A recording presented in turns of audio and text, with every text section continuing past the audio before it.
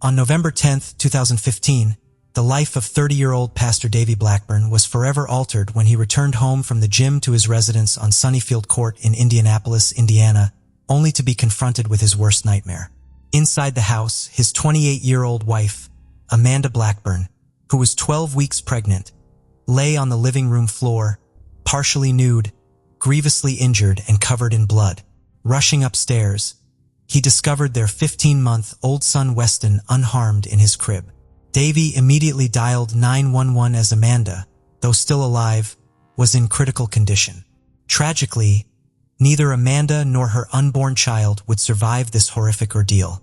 The following day, on November 11, 2015, Amanda was removed from life support and passed away. Who could have perpetrated such a heinous act against a pregnant woman? Was it a random robbery gone wrong? Or were there much darker motives at play? Get ready to delve into the mysteries of this case. One that, while officially solved, continues to pique the curiosity of countless individuals who suspect that there's more than meets the eye. Amanda Grace Byers was welcomed into the world on July 31, 1987, in Muskegon, Michigan, by her loving parents Phil and Robin Byers. She was blessed with an older brother, James, and an elder sister named Amber. As the youngest in the family, Amanda was enveloped in love, and in return never hesitated to bestow kindness upon others.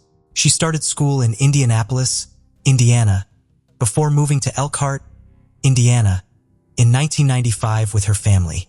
Amanda graduated from Elkhart Christian Academy in 2006, and she furthered her education at Pensacola Christian College in Pensacola, Florida, where she earned an associate's degree in 2008. Described as both beautiful and graceful, Amanda exuded confidence and grace in all that she did. Her spirit of never giving up was a testament to her character, and throughout her life she steadfastly held on to her faith in God. Her family's strong Christian values, particularly her father's role as a pastor at the First Baptist Church in Elkhart, deeply influenced her. With a radiant smile that was her trademark, Amanda had a passion for uniting people and their faith in Jesus. It was only fitting that she would choose a life partner who shared her strong Christian values. And so she found Davy Blackburn. Davy, born on November 2, 1985, in Tuscaloosa, embarked on his educational journey at Tuscaloosa County High School before transferring to Shades Valley High School during his father's tenure as a pastor at Brookview Wesleyan Church in Birmingham, Alabama. He pursued higher education at Southern Wesleyan University in South Carolina, where he graduated with a degree in religion and media communication. Amanda and Davy met on a blind date set up by Amanda's sister, Amber, who was dating Davy's best friend, Gavin. It was October 1, 2005, and they all attended a concert featuring the Christian band Hawk Nelson. Although they didn't expect the date to go well, it turned out to be the beginning of something special. Their relationship moved quickly, but it faced the challenge of being long distance. They were both attending different colleges, and they could only see each other during breaks, typically for periods of about 2 weeks at a time. To make it work, they even sought counseling to improve their communication. Despite the distance, they knew they had found the one in each other and made the most of the time they could spend together. Davy saw Amanda as the missing piece that completed his life in a unique and irreplaceable way. Aside from Davy, Amanda shared an incredibly close bond with her sister, Amber, to the extent that they confided in each other about everything. They experienced significant life moments side by side, whether it was running marathons together or walking down the aisle together with their father. On August 1, 2008, Amanda and Davy Blackburn tied the knot shortly after Amanda's graduation. Following their nuptials, the couple initially established their home in Greenville, South Carolina, where Davy undertook the role of an assistant pastor at New Spring Church. However, the tug of their previous home grew stronger, prompting their return to Indianapolis by 2012. Together, this young couple embarked on a journey of creating Resonant Church, an institution designed to offer worship and guidance to young individuals, with its message finely tuned to resonate with the hearts of the youth. Amanda and Davy were both deeply committed to their church, with Davy serving as the pastor. Collectively, they invested a significant portion of their time in counseling and guiding the church community. They engaged in extensive discussions on topics such as relationship advice, marital challenges, and intimate relationships, drawing from their own experiences and faith to offer support and guidance to those in need. Alongside the church, their own family began to flourish as on July 28, 2014, the couple welcomed their son, Weston, into the world. As expected, Amanda proved to be an exceptional mother, dedicating all her time and love to her precious child. Therefore, the decision to expand their family further was an easy one. Amanda became pregnant for the second time in 2015. Although they never underwent an official test to determine the gender, both Davy and Amanda were convinced that their second child would be a girl. They even selected the name Everett for the baby, who was expected to arrive on May 18, 2016. Tragically, Amanda would never live to see that day. On the fateful morning of November 10, 2015, just shortly after 8:30 a.m., the Indianapolis Metropolitan Police Department received a distressing 911 call from Davy Blackburn. He had found his wife, Amanda, who was 12 weeks pregnant, collapsed inside their residence. In response to the urgent call, Indianapolis police officers swiftly arrived at the Blackburn residence, situated at the 2800 block of Sunnyfield Court on the northwest side of Indianapolis. They initiated an inquiry seeking to understand the sequence of events leading up to this tragic discovery. According to his account, the day began like any other. He awoke at approximately 4:30 a.m., dedicated time to reading his Bible, and subsequently departed for LA Fitness Gym around 6 a.m. He explained that he had left the door unlocked due to the fact that, at the time, they possessed only one house key, which was attached to his wife's keyring. Davy explained that he had spent approximately an hour at the gym and then concluded his workout session, starting his drive back home. During his drive, he was engrossed in a phone conversation with a friend, which continued even after he arrived home around 7:30 a.m. To avoid disturbing Amanda and their 15-month-old son, Weston, Davy opted to stay in his car in the driveway to finish up his conversation. His phone conversation came to an end around 8:20 a.m., and he made his way into the house and stumbled upon a scene straight out of a horror movie. On the living room floor, Amanda was lying face down, unconscious and covered in blood. Davy said he was initially uncertain about what had transpired, believing that Amanda might have fainted due to a dizzy spell and that a decorative ladder in the living room had accidentally fallen on her. However, as he looked closer, he noticed that her pants were removed. Her underwear was neatly folded under her left thigh, and her shirt was pulled over her head, as if somebody was trying to take it off. Although she was lying in a pool of blood, she was still breathing.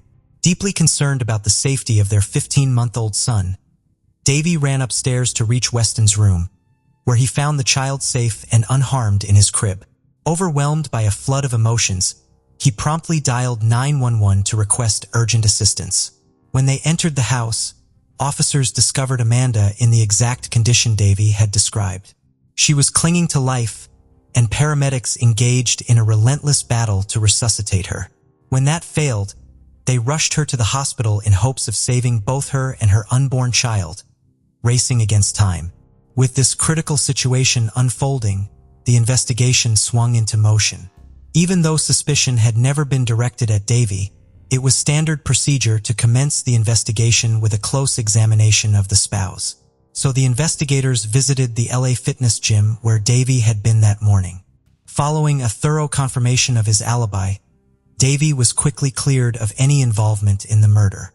With this crucial step completed, the investigative efforts could be concentrated on the crime scene itself.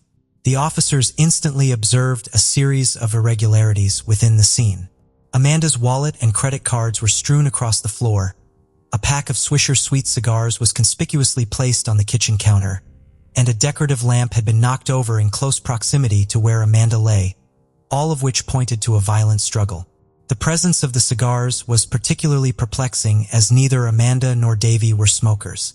This scene bore the haunting marks of the violence and confrontation that had transpired just hours earlier. While investigators were diligently searching for clues, Amanda was fighting for her life. Tragically, she wouldn't survive. On November 11, 2015, she was taken off life support and passed away. along with her unborn baby, leaving her family in mourning over her tragic murder and desperate for justice. The autopsy report unveiled the cruel and horrific extent of the violence inflicted upon Amanda. Contrary to Davy's initial impression that she might have been struck in the head, the report indicated that she had sustained 3 gunshot wounds, one to her arm, another to her upper back, and the fatal one to the back of her head.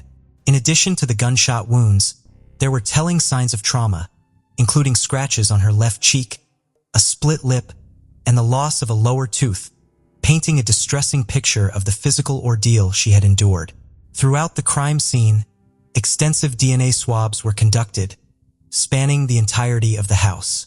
This methodical investigation led to the discovery of a variety of items and pieces of evidence, such as a roll of duct tape, earphones, a bullet, and scattered change on the floor. Collectively, these findings painted a vivid picture of the chaos of the crime scene. Additionally, the caliber of the bullets was identified as either a .38 or 9mm, providing a crucial clue regarding the potential weapon utilized in this tragic incident. Another vital clue emerged within the confines of the home. Amanda's cell phone was located in her bedroom, and upon examination, investigators noticed that she had received an email alert at 7:53 a.m. on the morning of the home invasion, notifying her about a suspicious transaction involving her Chase debit card. Subsequent investigation revealed that the debit card had been stolen. This digital breadcrumb initiated a chain of investigative steps that would eventually lead the detectives to a series of ATM transactions.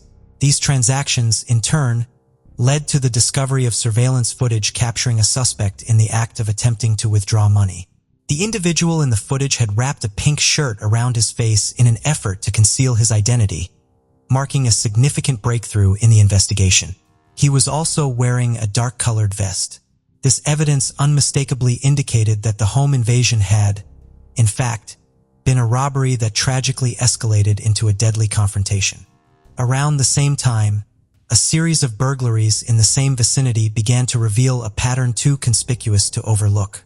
On that very morning of November 10th at 5:23 a.m., Jacola Searsbrook, a resident of the same neighborhood, placed a call to 911 to report a break-in.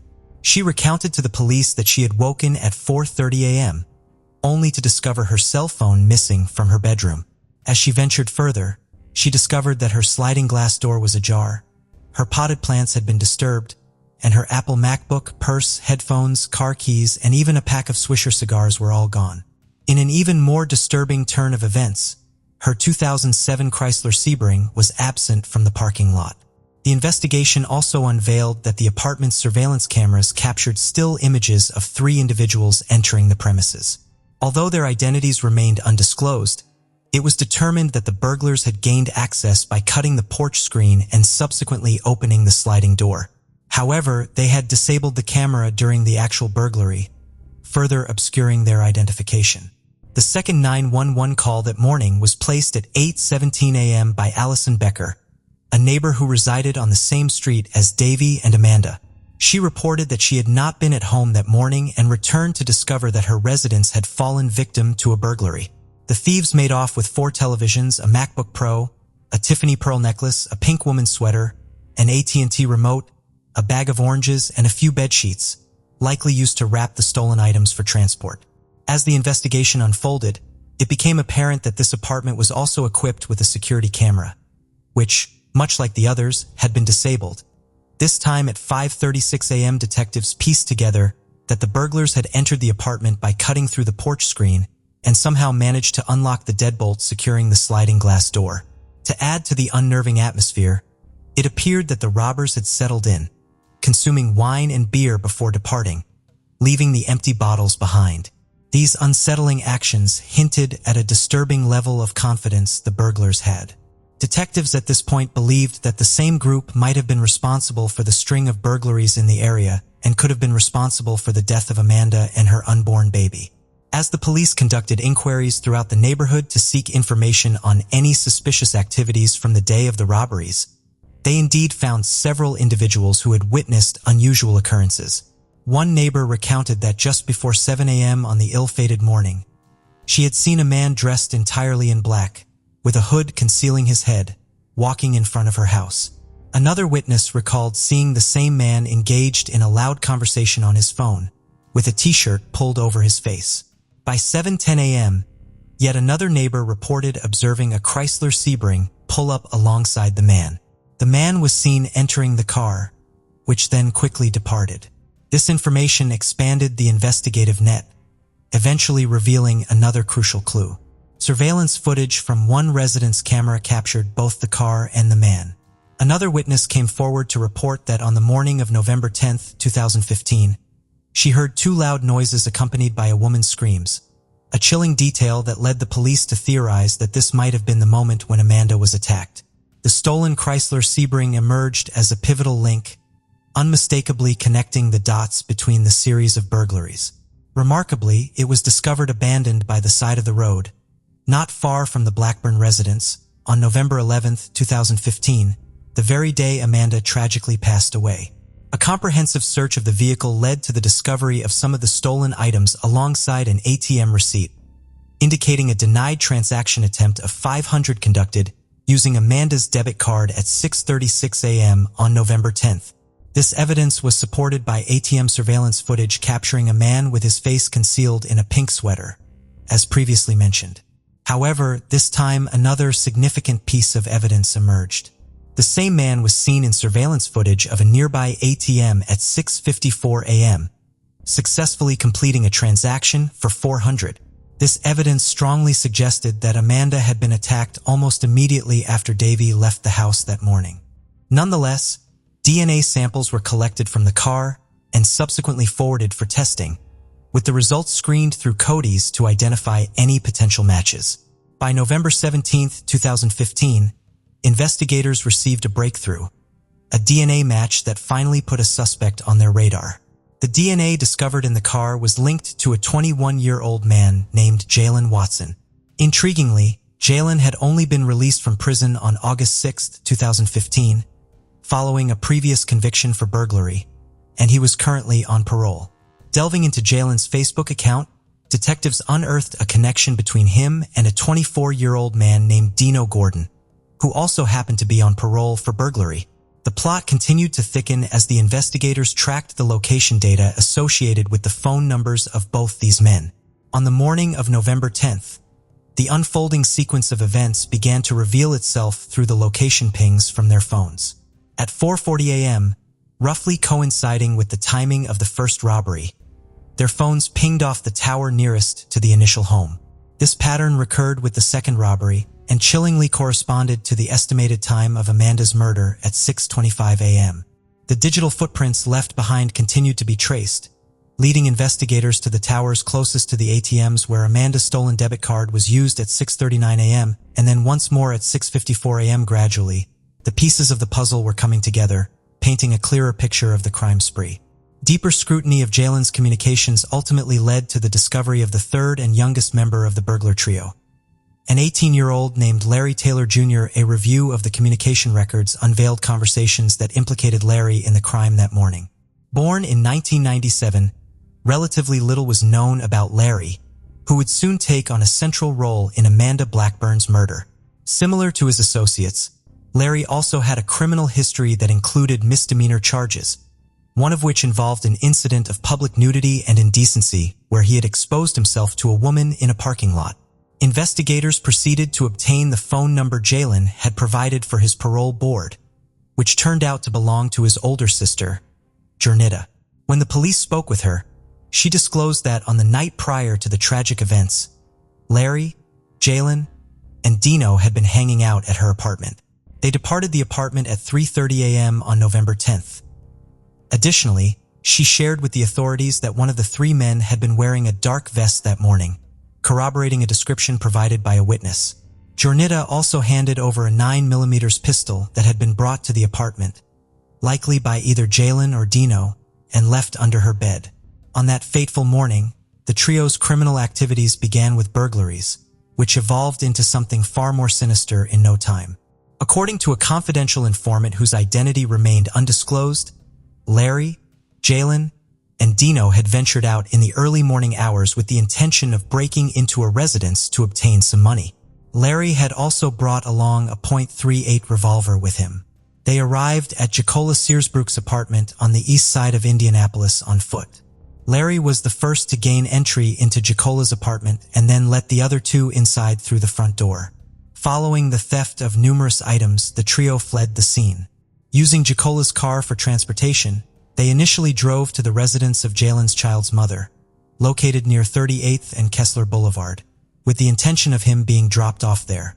However, as he was unable to establish contact with the woman, they departed and headed to a nearby neighborhood to engage in further burglaries. While in the neighborhood, the men noticed a house with a back porch that appeared vulnerable to intrusion.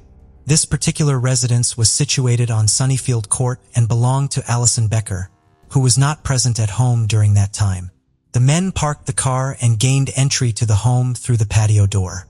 After spending some time inside consuming alcohol and stealing numerous items, they eventually exited the apartment to load the pilfered possessions into their car. It was at this point that Larry informed the others that he had observed someone departing from a neighboring home, leading them to believe that this residence might be unoccupied. Once they had completed loading their vehicle, the three of them drove to that particular home.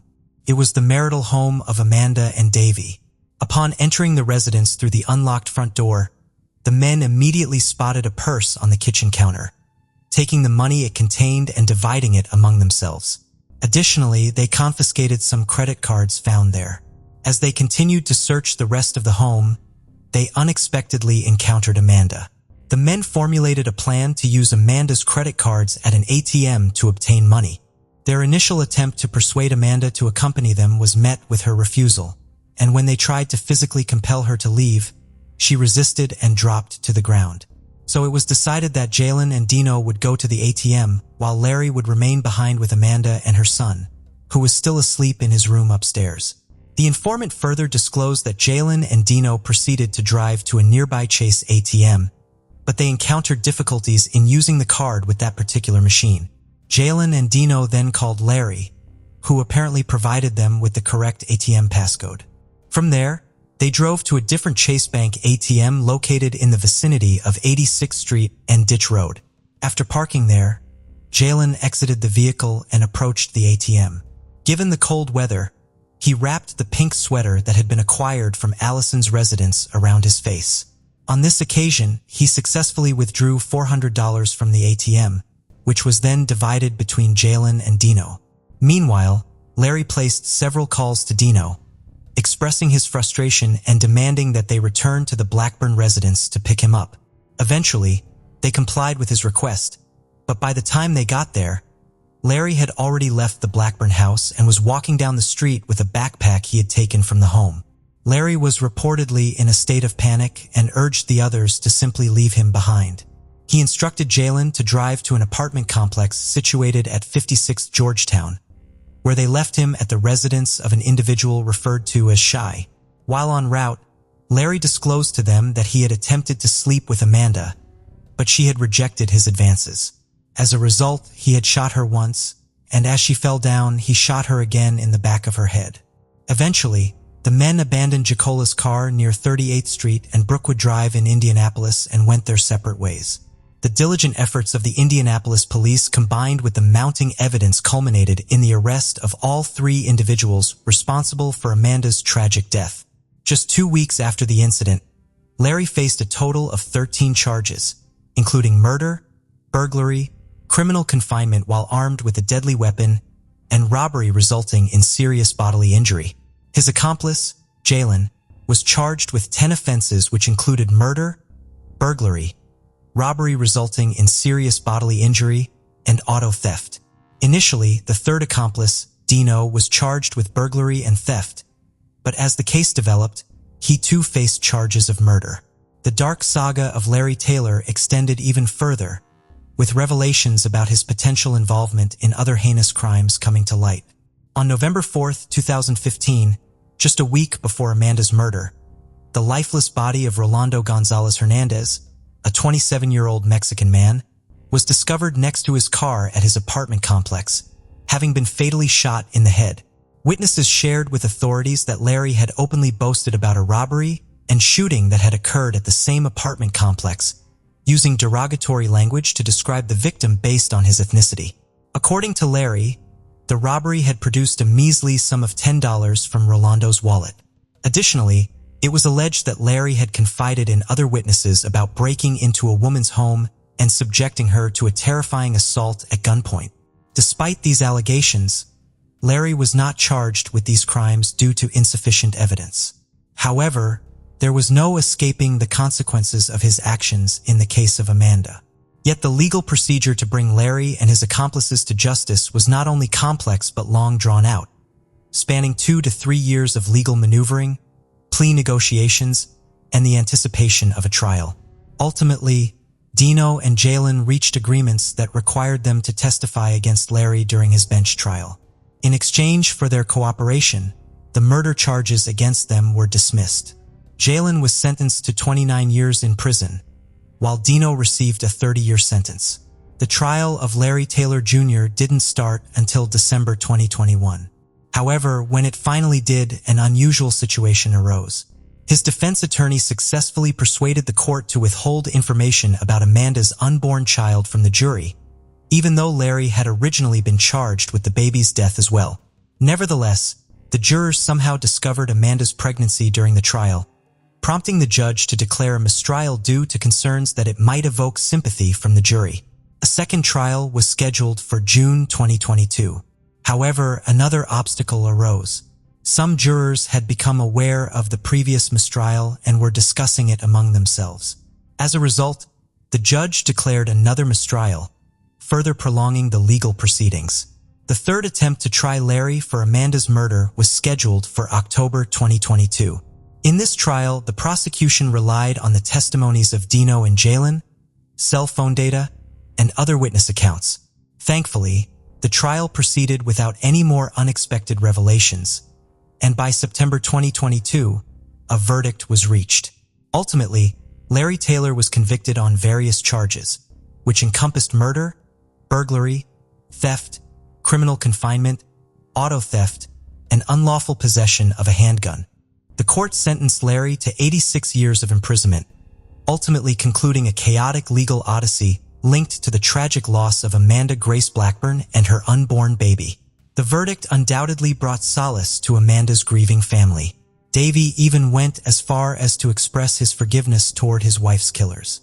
However, the irreplaceable loss of Amanda remains a permanent void. Sadly, Amanda's son Weston has had to grow up without the presence of his mother, having only been allowed to spend 15 months with her.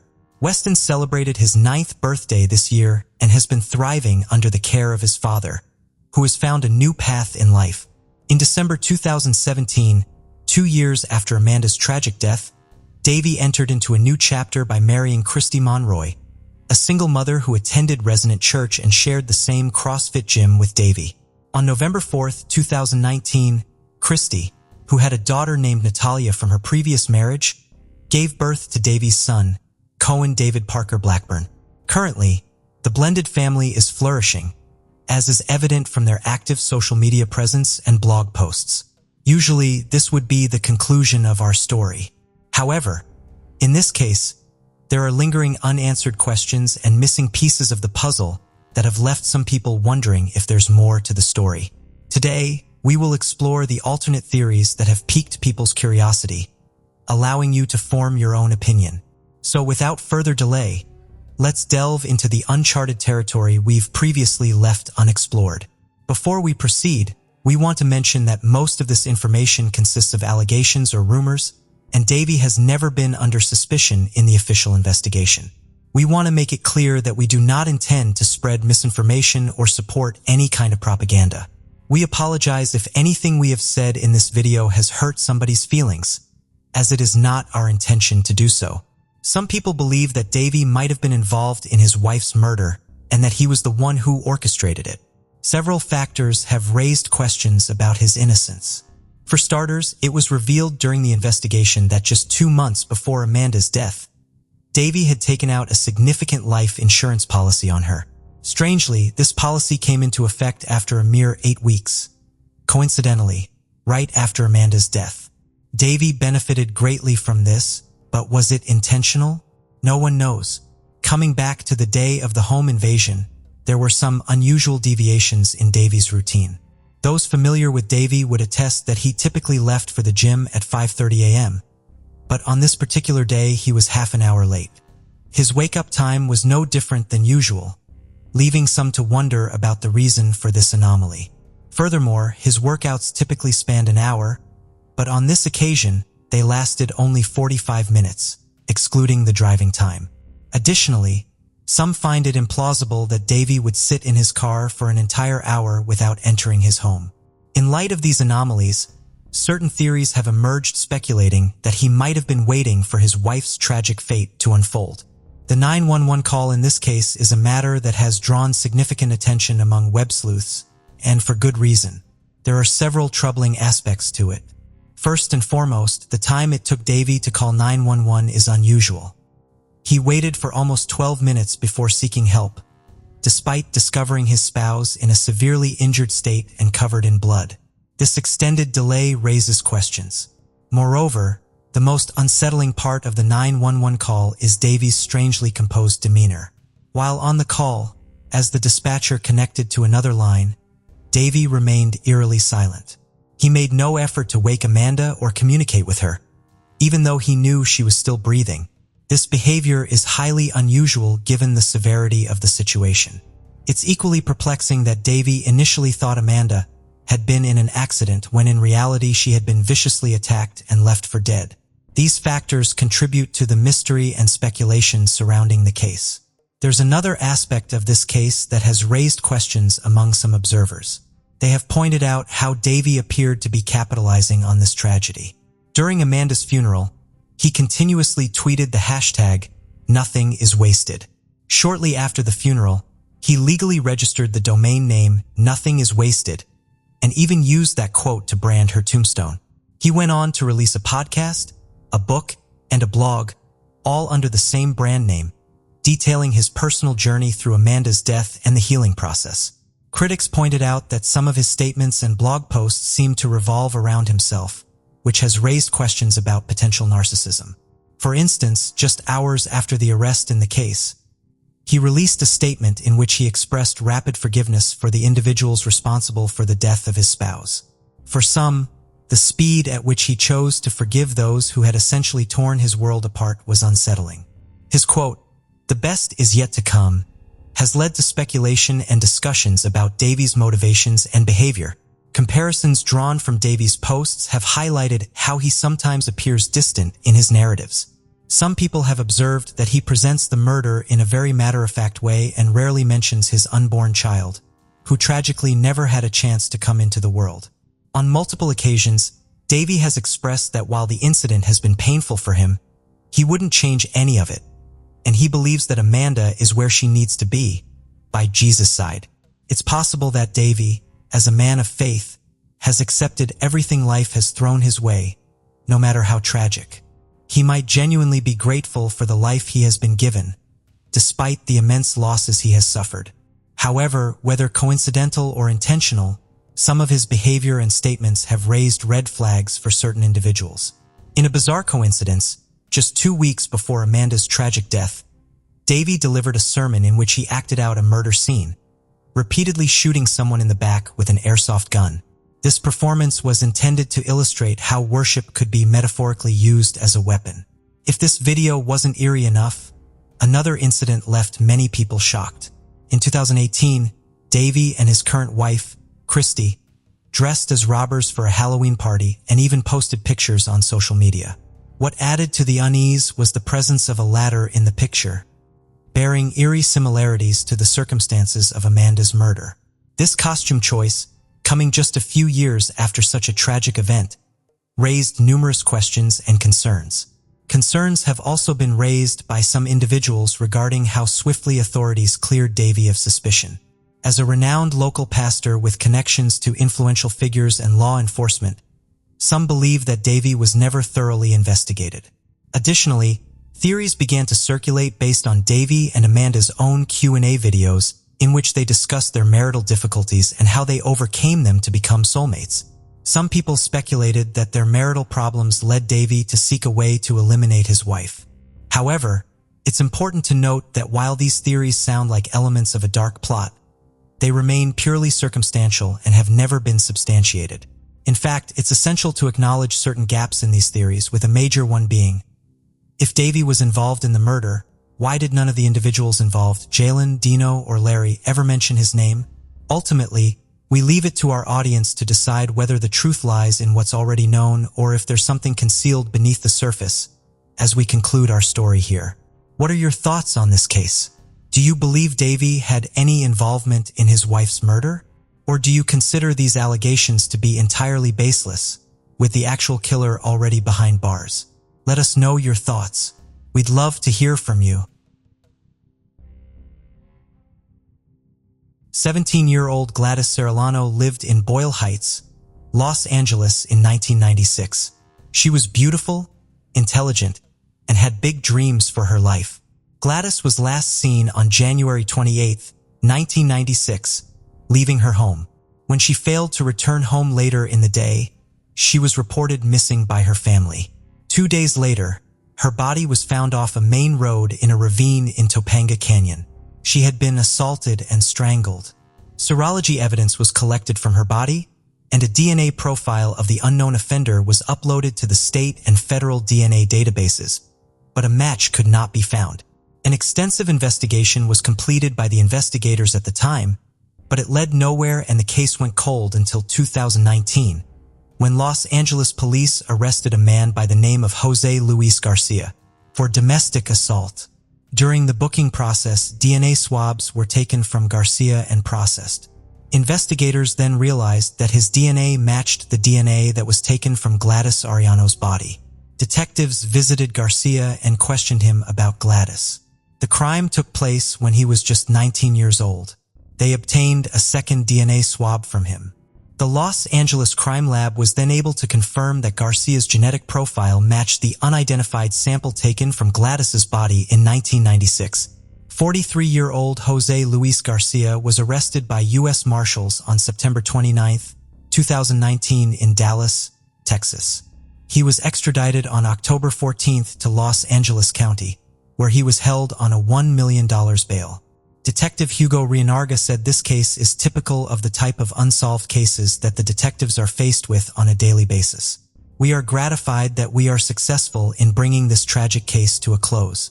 Rienarga confirmed that investigators were looking into the possibility that Garcia was involved in other crimes as well. Gladys Arellano's niece and goddaughter, Samantha Moreno, spoke movingly of the need to remember her godmother, as well as all other women who were victims of violence. Recognizing her life is important. Beautiful Latina souls from Boyle Heights should never be forgotten. Moreno said acts of violence against women should never be forgotten. Samantha Moreno thanked the detectives who never lost sight of finding justice. Gladys Arellano's case was worked on by retired detectives Joe Purcell and Sean McCarthy, who both work part-time on the Sheriff's Department's Unsolved Case Unit. Thank you for not giving up on our Gladys, who was a loving daughter, sister, aunt, and godmother. Gladys was only 17 when her life was taken. She had a beautiful soul. She was beautiful, intelligent, gorgeous, and she had a radiant smile. She had such big dreams for her life. My grandparents would have been so proud of her, Samantha Moreno said. She was grateful Garcia was off the streets after nearly a quarter century. We want nothing more than for him to pay for his brutal crime, she said. We recognize that this will not bring Gladys back, but we are relieved to know that there will be justice for Gladys. This is a victory that we acknowledge in her honor, and we look forward to more victories. Jose Luis Garcia was found guilty of all the charges against him on July 18, 2023. It was a day the loved ones of Gladys Arellano had been waiting decades for. It is never enough for having taken the life of such a beautiful soul, said Elizabeth Arellano, Gladys Arellano's sister and best friend. She told the court what Garcia did nearly destroyed them as they wondered for more than 25 years what happened to her. It was tough, but it felt really good to finally get it off your chest and actually like seeing him and, releasing it and having some kind of comfort, said Vanessa Arellano, Gladys Arellano's younger sister. Janet Ramirez, Gladys' close friend, said the plea deal gives her some comfort, but it is not enough. 19 years is never enough, but I have comfort knowing now she can rest, that the perpetrator is going to be behind bars because for 25 years, I've lived with the guilt of not knowing what I could have done different, Ramirez said. Jose Luis Garcia was sentenced on August 15, 2023 to 18 years and 8 months in prison for taking Gladys Serrano's life. Garcia pleaded no contest to voluntary manslaughter, kidnapping, and domestic assault. According to the district attorney's office, he waived his credit for the just over 1,000 days he has spent in jail since his 2020 arrest. Retired Sheriff's Detective Joe Purcell, who handled the cold case investigation, said, "The fact is that we can give justice to people and to society. It is really important not to let these cases go unresolved. We need to have people pay the debt they owe to society." Get ready to be engrossed in a tale that transcends time itself. A story of mystery and family awaits in a world where mysteries go unsolved. An intriguing story with enigmatic threads that is illuminated by hope. Introducing Melissa Highsmith, a name that has endured through the ages and is linked to resiliency and loss. On May 4th, 2023, a remarkable discovery took place in the center of Fort Worth, Texas, solving a 51-year-old mystery that had fascinated people for generations. The unthinkable was confirmed on this historic day by Fort Worth police through DNA testing. For the majority of her life, Melissa Highsmith, also known as Melanie, was actually the 22-month-old infant who, all those years ago, had been tragically abducted by her babysitter. In this video, we will unravel Melissa Highsmith's tale, which is one of love, grief, and resiliency that spans time and ends with a remarkable reunion of family members, torn apart by fate. We'll look at the series of incidents that took place before her family eventually located their sister and daughter, who had been missing for a long time. Let's travel back in time to the 1960s, to a blind date set up by Jeffrey Highsmith's roommate, which brought 18-year-old Alta Apentenko and 17-year-old Jeffrey Highsmith together. Jeffrey remembers with fondness his first thoughts upon seeing Alta's breathtaking beauty. Their quick encounter soon resulted in marital bliss in November 1968. Jeffrey was a year younger than Alta. A year later, on November 6, 1969, a joyful occasion occurred. The couple's firstborn, a beautiful baby girl they named Melissa Highsmith, brought joy into their lives. Melissa was born in Fort Worth, Texas, and got her name from one of Alta's friends. Jeffrey recalled Melissa as a happy, lively baby who was her father's favorite. Alta, on the other hand, found that becoming a parent was really difficult. Being the youngest of 12 children, Alta experienced adversity at a young age. The 6 youngest were placed in an orphanage when their mother was unable to care for all of her children. As a result, Alta spent 16 of her most formative years at the Christ Children's Home Church without ever feeling true maternal love. This lack of resources cast a pall over her mothering journey. Even though she had a difficult upbringing, Alta was unwavering in her determination to give Melissa the best life possible. The small family soon moved to southern Illinois, and life took a different turn from there, as Jeffrey and Alta were constantly at odds. Their constant fighting finally caused their marriage to fail. In earlier interviews, they offered their version of events. Jeffrey was criticized for his lack of fidelity and selfishness, and Alta was called stern and aloof. They ultimately made the decision to split up, because the negativity between them got too much. Alta looked to her brother Perry for help in the wake of the incident. With his help, she and their daughter Melissa were able to leave for Fort Worth, Texas, which appeared to be a good place to start over. They first shared a home with Ed, Alta's brother, and his spouse. But this was only a temporary arrangement as they later moved in with Carlene, Alta's niece. Alta, who had many siblings, did not feel inferior to Carlene because they were both the same age. Uncertainty surrounds what happened, but at some point the cohabitation broke down, forcing Alta and Melissa to take refuge with an old friend named Carol. Because they were raised in the same orphanage, Alta and Carol had a special relationship. Carol thought that living together would be a good idea because she also had a young son. While living with her friend Carol, Alta was able to get employment by doing cleaning for several churches. She was able to support herself and her daughter in this way. Jeffrey was completely missing from the picture and sending no money at all. Alta alone was responsible for overcoming these difficulties. Finding someone who could look after Melissa while she was at work became crucial because her new job was taking up the majority of her time. She made the decision to publish an advertisement in the Fort Worth Star-Telegram on August 18, 1971. The advertisement read, "Spanish Gate Apartments is looking for a babysitter from 8 a.m. to 3:30 p.m. Make a call after 3 p.m. Shortly afterward, Alta received a response from a woman who expressed interest in taking on the role of babysitter. Back then, the idea of stranger danger wasn't as common.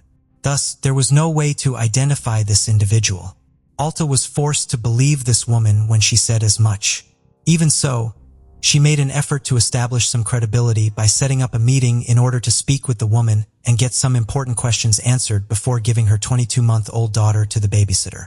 The woman never showed up for their scheduled meeting outside Alta's place of employment.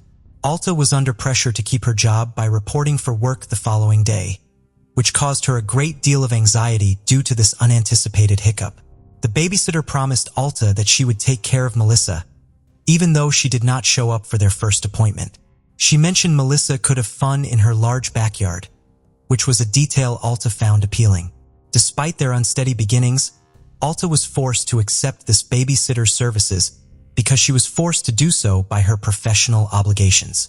As a result, Alta left her daughter Melissa in the temporary care of her roommate Carol on the morning of August 23, 1971. Interestingly, Carol didn't take on full-time babysitting duties that day despite having her own son. Although the precise causes of this are unknown, rumors circulated that she had prior arrangements. That August morning, Alta had to rush off to work, leaving Melissa and Carol, who was probably still drunk from the previous night, behind. It's assumed that someone came to the house at 8:30 a.m. The odd thing about this is that it's unclear if this person was a man or a woman. They identified themselves as Ruth Johnson and claimed to be Melissa's anticipated babysitter.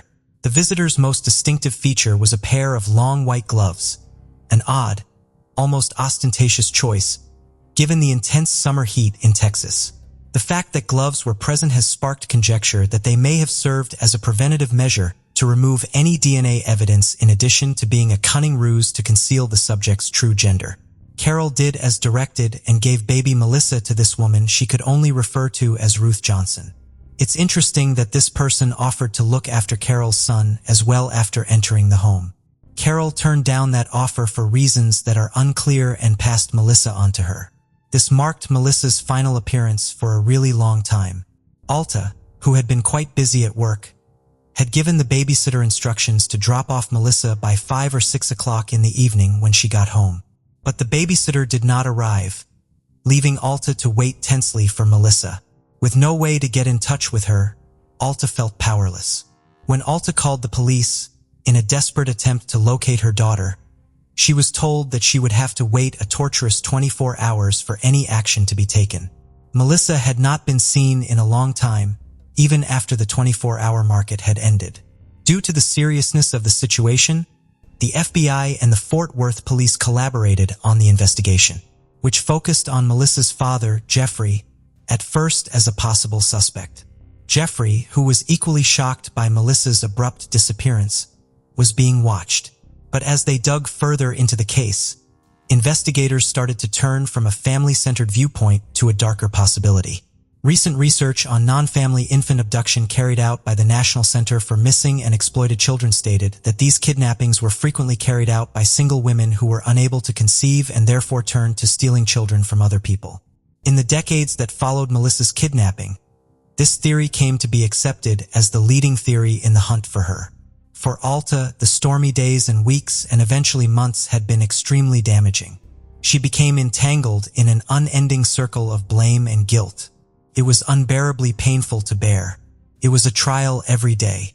With her heart aching, Alta tried to make amends with Jeffrey, who was having emotional problems of his own, and at first turned her offer down.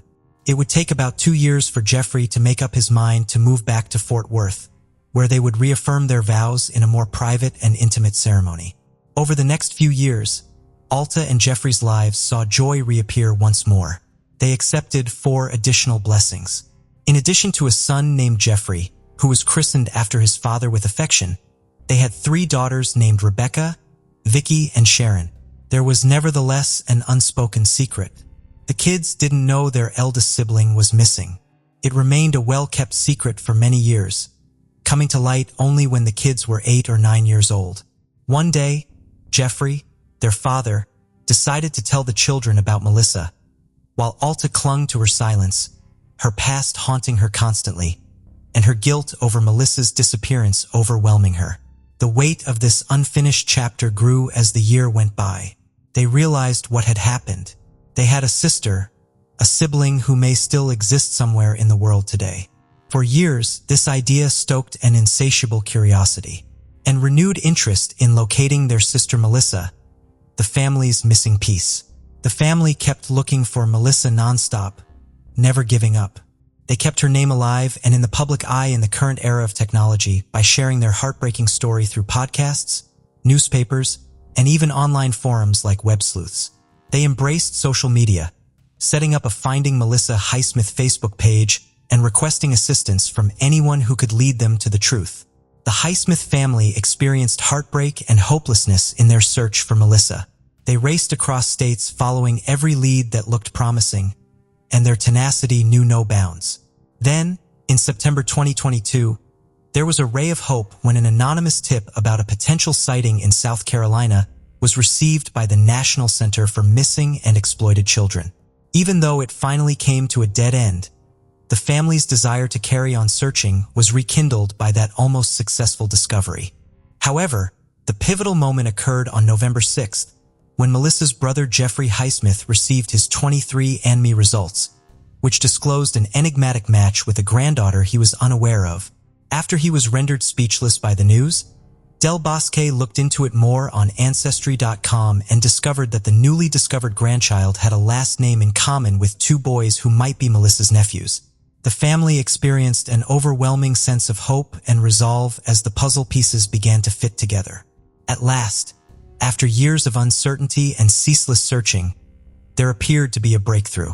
They appeared to be making progress toward cracking the code of several decades and reuniting with Melissa, the missing link in their family, thanks to their tenacity and adept use of contemporary technology. They knew that even though the journey was far from over, they would not give up until they were able to embrace Melissa once more. The 3 children were positively identified as belonging to one of Melissa's sisters and the Highsmith sisters. Were overjoyed to learn that the DNA results showed a sibling match. They went to Lisa Jo, an amateur genealogist who painstakingly examined the DNA charts in search of more confirmation. Lisa quickly made it clear that there was no question about these kids being Melissa's biological relatives. With renewed resolve and hope, Lisa made contact with the adoptive father of the kids, who gave her important background information, including Melissa's first name and her ex-husband's full name. Armed with this knowledge, the sisters set out on a mission that finally brought them to Melissa's Facebook account. They sent her a heartfelt message, nervously expressing their belief that they were family. Melissa was first skeptical. Reaching out to a long-lost relative appeared unbelievable and almost too good to be true. But then the Highsmith revealed a very personal detail that touched Melissa's heart, which was a distinctive birthmark on her back. Her doubts gradually subsided, and she consented to take a DNA test in the hopes of at last discovering the answers she had been looking for so long. The Highsmith knew deep down that they had located the missing piece, but the suspense and excitement mounted as they awaited the results. Regardless of the result, their relationship with Melissa grew closer as the day of revelation drew near. They had already overcome a great deal, and their newfound bond was evidence of the steadfast love and resiliency of a family that had been split up by circumstance, but had come back together via tenacity and the strength of a common ancestor. The Highsmith family gathered at their beloved Fort Worth church on that unforgettable November 26th to celebrate Melissa's miraculous return. Victoria Garner was overcome with emotion and was unable to contain her happy tears. She was still in shock that her sister was standing in front of her, a reality they had long fantasized about. When the happy reunion finally set in, they were all in shock at how real it was that Melissa had been found. The family's relentless search for Melissa was disclosed in a statement from Sharon Highsmith, who lives in Spain and is looking forward to meeting her. The family's suffering and frustration were exacerbated by the mishandling of the case by various agencies during their grueling journey. However, at this point, all they want is to give Melissa a big hug, accept her into the family, and make up for the 50 years of priceless time they lost. Their enduring love, tenacity, and resolve are demonstrated by their reunion. A touching story about a family that comes together in spite of all obstacles, showing that love and hope can overcome even the most difficult mysteries. What is evident, though, is Melissa's profound sense of loneliness and unwelcomeness throughout her childhood.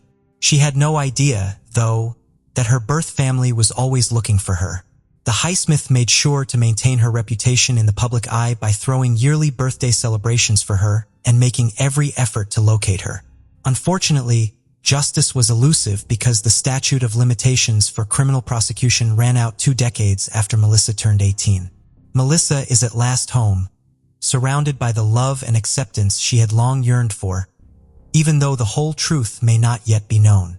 A devastating truth about Melissa's upbringing came to light during her reunion with her birth family. Her childhood was mysterious. She was raised under the name Melanie Mayoko. It's unclear if the woman who raised her was the same one who abducted her in the first place. She was raised by a woman she called Mom, but their relationship was tense from the start, and when she was 15 she moved out. This woman admitted she knew Melissa had been abducted when she was recently confronted by Melissa's sisters. Melissa's own words illuminated the painful childhood memory she carried with her. She said that she had never been close to her mother and that her upbringing with her had been challenging and turbulent. Melissa was never permitted to play outside or enjoy the small pleasures of childhood. She had never been exposed to the outside world. This extreme sheltering was justified by extremely painful reasons. She was informed that her brain damage through home birth was the cause. The revelations highlighted Melissa's upbringing's emotional turmoil by exposing wounds that had been kept hidden for far too long. Melissa moved to Charleston, South Carolina, 1,000 miles away from her birthplace, somewhere along the way. Thanks to the internet's power, it was there that she made her first contact with her birth family. She was first dubious and thought it might be a scam, but as she read through the messages more carefully and got to know her new family, the truth became clear to her. Their mother was subjected to hurtful accusations following Melissa's disappearance, including the possibility that she was complicit in her daughter's disappearance, even though she was overcome with guilt. The family statement stressed that Melissa's care was entrusted to the person who volunteered to watch her while their mother worked and that their mother did the best she could with the limited resources at her disposal. Their mother finally received justice. The Highsmith family offers a message of unwavering determination to those looking for missing loved ones, bringing closure to a difficult chapter in their lives. Never give up and follow up on all leads. Melissa's rediscovery was ultimately the result of their own unwavering pursuit, demonstrating that hope and perseverance can overcome even the most difficult situations. The long-standing mystery was resolved, and the truth was ultimately verified on the historic day of May 4th, 2023. After completing the DNA testing, the Fort Worth police were able to confirm that Melissa Highsmith was, in fact, the 22-month-old child who was tragically abducted 51 years ago by her babysitter. Since the truth has come to light, Melissa is adjusting to a new chapter in her life that will be surrounded by her birth family's love and support. As she comes to terms with having 2 parents, 4 siblings, and a plethora of nieces and nephews who were eager to find her, the enormity of the discovery is beginning to sink in. Melissa was amazed by her large and loving family's revolution. She used to think that she didn't have many family members, but now she realizes that she has a large caring network of people who have never stopped looking for her. Her mother, with whom she instantly connected, is a touching example of the strength of familial bonds that endure despite time and space. Melissa is taking back her real first name and dropping the name Melanie, which she went by for the majority of her life, as she continues to come to terms with her new identity. Her wish to see her father walk her down the aisle in a rekindled marriage to her present spouse and her wish to spend more time with her mother are both lovely expressions of love and forgiveness.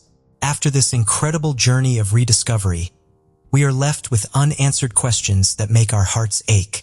All those years ago, who was this mysterious person wearing white gloves?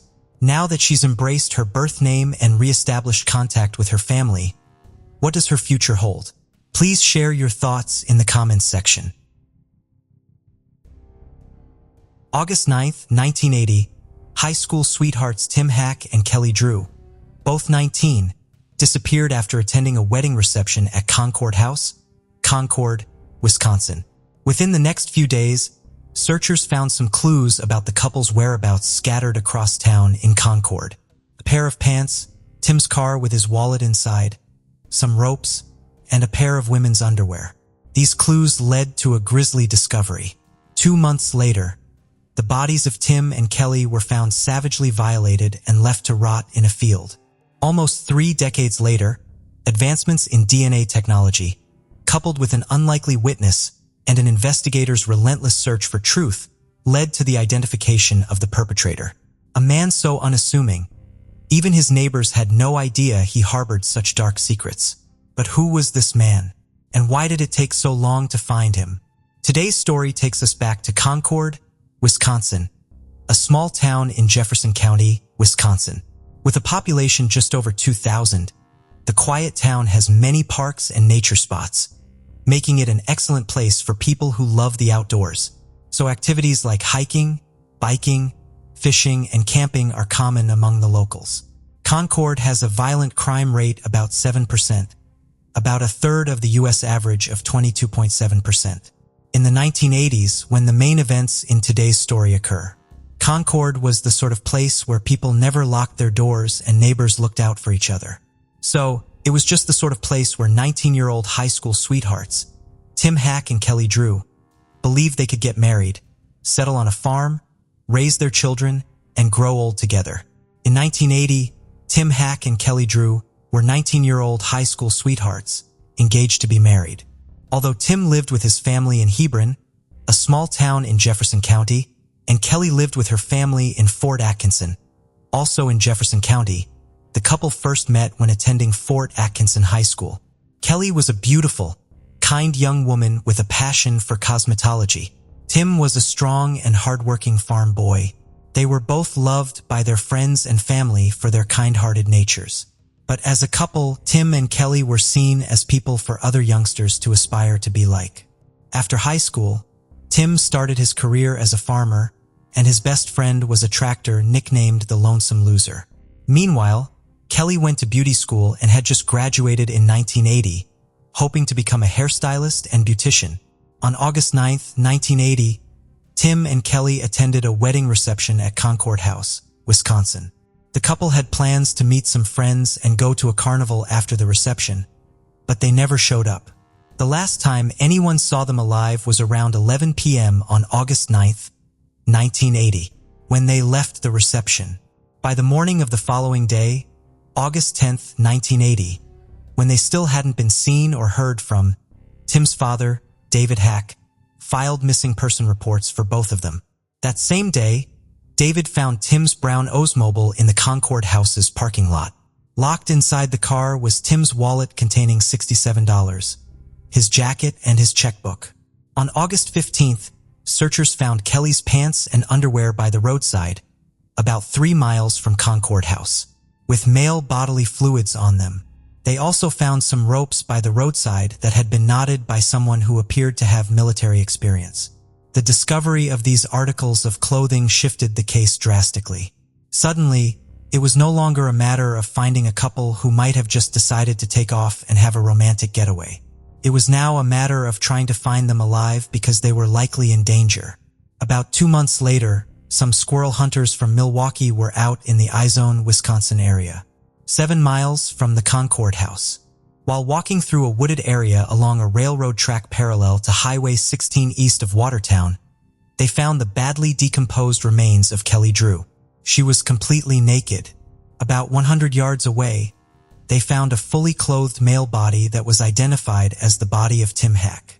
The case, now officially a homicide, was dubbed the Sweetheart Murders.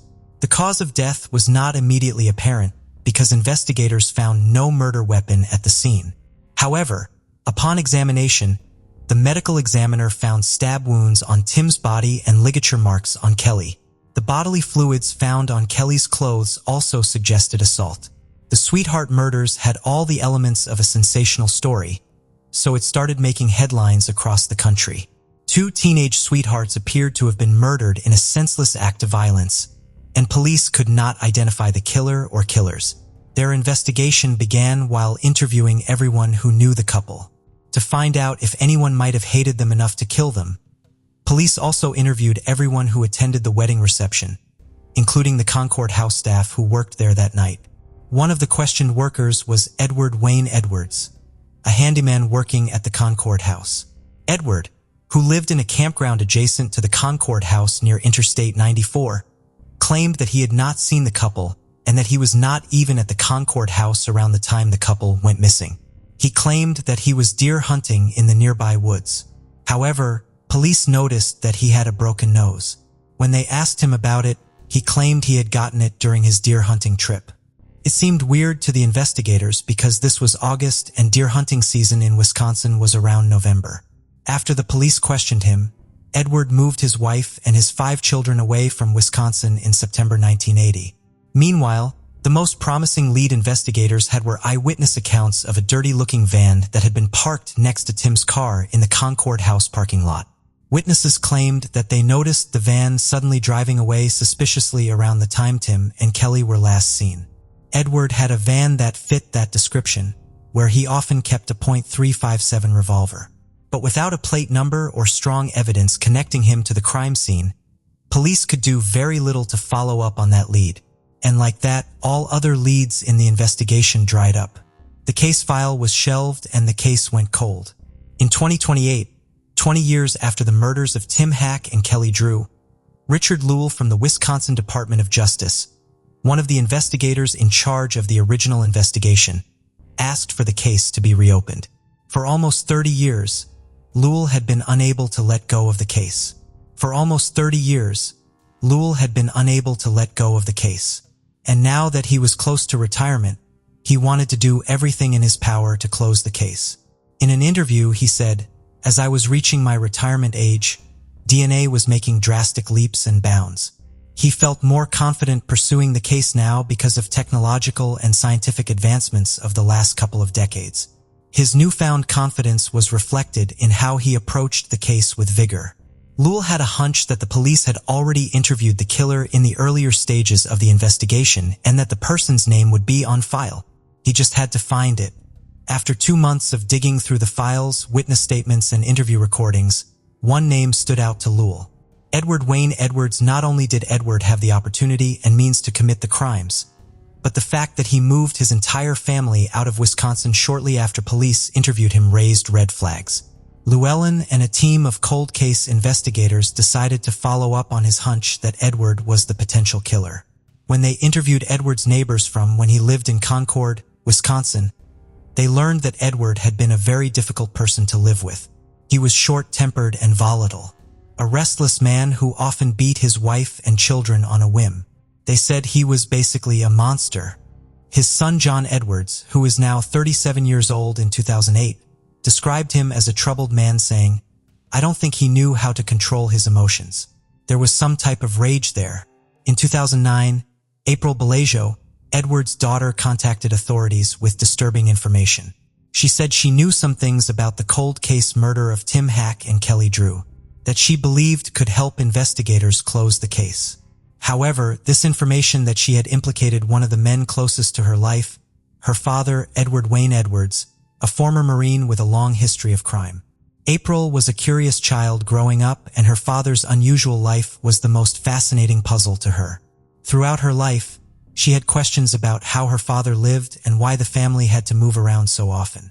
One day, when she was now an adult, she came across the news article about the unsolved murders of Tim Hack and Kelly Drew, and she remembered that they had moved from Concord, Wisconsin around that time.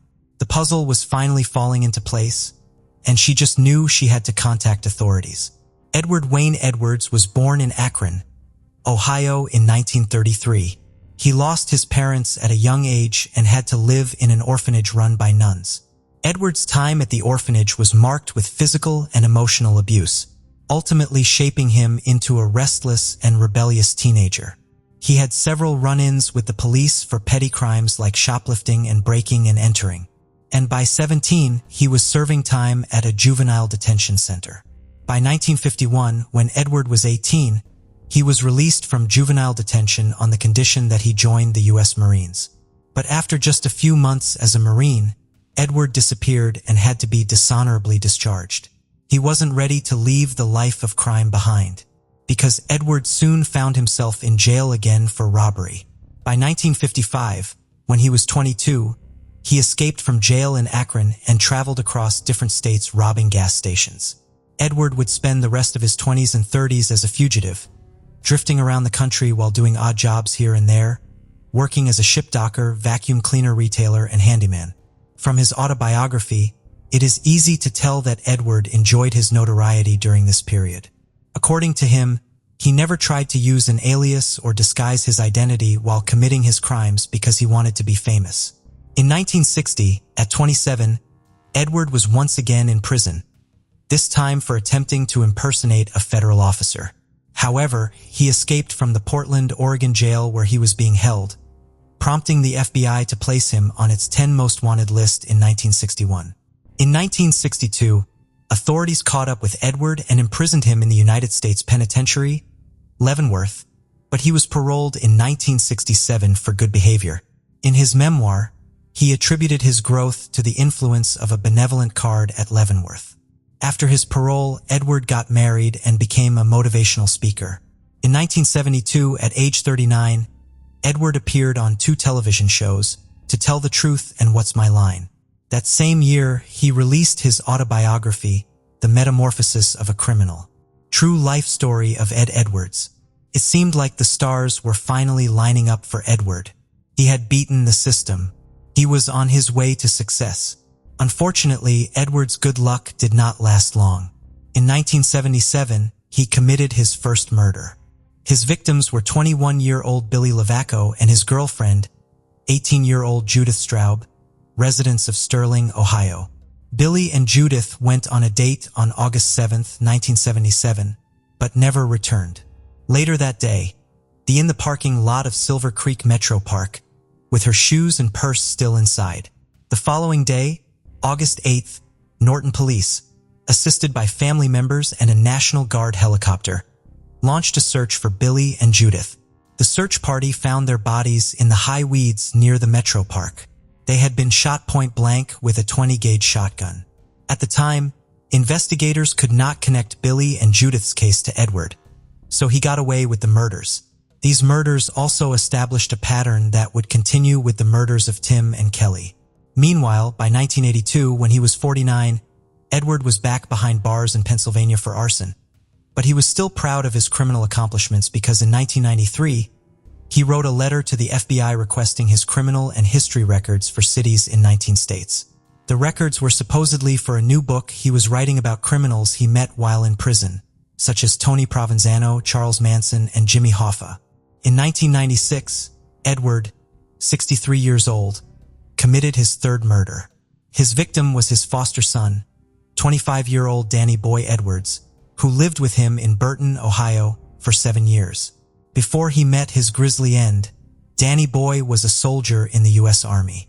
Edward somehow convinced him to abscond from the Army and return home. When he got home, Edward tricked him into entering the nearby woods and then killed him with 2 gunshots to the face. Edward left Danny Boy's body in a shallow grave. A hunter eventually found it there and alerted the authorities. But like his first set of murders, Edward also got away with murdering Danny Boy for the next couple of years. People close to Edward, like his son John and his daughter April, described him as a troubled man. He was extremely abusive to his wife and children, resulting in his children moving away from home as soon as possible to escape his abuse. Investigators believed Edward fit the bill for the stereotypical serial killer. He had a long history of crime. He was physically violent with his family members. And the fact that he wrote a book about his crimes showed that he was a narcissist. Edward also had military experience, so he would have known how to tie the knot on the ropes investigators believed were used to strangle Kelly. In addition, Edward's history of arson fits perfectly with the image of someone extremely controlling. By the time he was in his mid-70s, he was overweight and had to move around in a wheelchair, depending on an oxygen tank to breathe. So his neighbors in Louisville, Kentucky had no idea that behind his elderly facade lay an evil mind that had done so much damage. However, with new evidence in April's statements, investigators now had a more solid reason to believe Edward might have been involved in the murders. They had to visit him. When investigators got to his home in Louisville and initially began questioning him, Edward denied knowing anything about the murders of Tim Hack and Kelly Drew. He claimed he hadn't heard anything about them going missing, although he had been questioned about it in 1980. But while investigators doubled down and pressed him more, confessed that he had drank some beers at the Concord House on that fateful night and that he may have seen the couple while he was drinking. He also said, contrary to his earlier statement, he had not been deer hunting that night. After the interview, investigators asked if they could take a swab of his saliva for DNA testing. Edward confidently said they could, believing the DNA test would not reveal anything he did not want investigators to know about. When the state crime lab tested Edward's DNA sample, it matched the DNA found on Kelly's pants. In 2009, Edwards had settled in a trailer park in Louisville, Kentucky. He was pleasant and friendly to his neighbors, and none of them suspected that he had such a dark history. That is until police picked him up and brought him to Wisconsin on July 31, 2009. He was charged with the murders of Tim Hack and Kelly Drew. While he was being interviewed, Edward was confronted with the results of the DNA test. Investigators asked him to explain how his bodily fluids came to be on Kelly's clothes. Edward started stuttering, cooking up a story about how he and Kelly had gotten intimate earlier that evening of August 9, 1980. But the act was consensual. He was shifting in his seat, moving his hands every which way, when he sensed the investigators were not buying his performance. He sighed and muttered something under his breath. After replaying the interview recording hundreds of times, investigators were confident they had heard what Edward said. "Damn it, I killed her." It was as good a confession as any. The gig was up for Edward, and he decided to plead guilty to the murder of Tim Hack and Kelly Drew. In April 2010, Edward Wayne Edwards was convicted of the 1980 Sweetheart murders and given 2 life sentences to run concurrently. Although Edward had asked to be executed, Wisconsin had no death penalty. But according to retired homicide detective Phil Waters, Edward had been in and out of prison. He knows what life is like. He's not a guy that wants to be sitting in a prison ward somewhere and dying a slow death. So hoping to convince the state to give him the death penalty, Edward wrote a letter to the Ohio prosecutor's office saying, "You're going to want to put a needle in my." Edward confessed to the murders of 21-year-old Billy Lovaco and 18-year-old Judith Straub, but it turned out that when he committed the murders in 1977, the death penalty was unconstitutional, so he did not get his wish. Instead, he was given a life sentence for each murder, but he still had one trick up his sleeve. In 2011, during a jailhouse interview, Edward confessed to killing his foster son, 25-year-old Danny Boy Edwards. His motive was the $250,000 life insurance policy he was set to receive upon Danny Boy's death. This time, his plan worked. On March 8, 2011, Edward was sentenced to death for the murder of Danny Boy Edwards. Although he was only convicted of 5 murders, police speculate that he could have at least 9 to 15 more undiscovered victims.